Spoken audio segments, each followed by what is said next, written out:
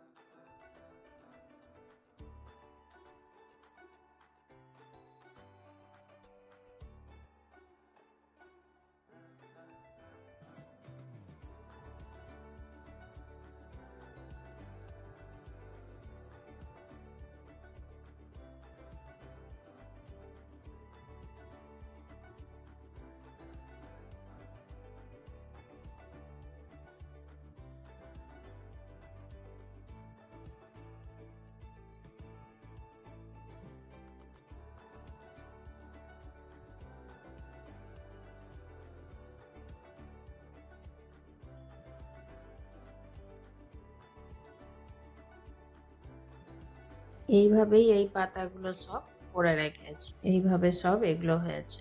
এইগুলো যেগুলো দাগ দিয়ে আছে সেগুলো তো এইভাবে করছি, আর যেগুলোতে এই যে এগুলো কোনো দাগ দেওয়া নেই সেগুলো এইভাবে করছি। স্টিচগুলো একটু বড় বড় উঠিয়ে আবার ঠিক তার মধ্যে খানে খানে স্টিচগুলোকে দেব। এবারে যে এইখান থেকে স্টিচটা নিয়েছি ঠিক তার মধ্যেখানে এখানে উঠাবো এটাকে এইভাবে।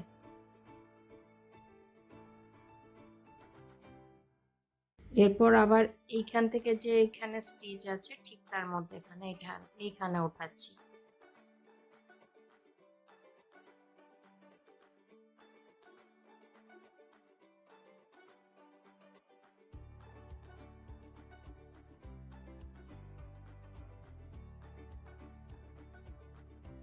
এটা এখানে অর্ধেকটা হয়ে গেল, শেষ করে দিলাম। তারপর আবার অর্ধেকটা করব।